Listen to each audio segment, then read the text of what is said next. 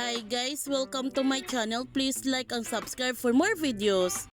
Gigil na talaga si Calvin na patayin si Black Rider para pagbayaran niya ang pagpaslang niya kay Jasper. Samantala, pumunta si Elias sa mga kuta ng kalaban para patayin niya itong lahat. Sobrang masaya pa nga si Bayawak dahil hindi na siya mahihirapan hanapin si Black Rider sapagkat kusa na ito pumunta sa kanila.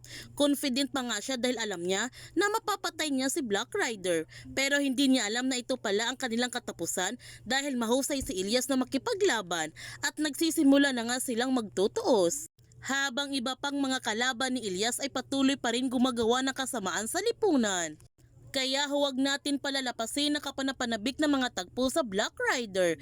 Kung bago ka pa channel ko, don't forget to like, subscribe, ang click notification bell para palagi kang updated sa mga videos upload ko. Thank you for watching and God bless to everyone.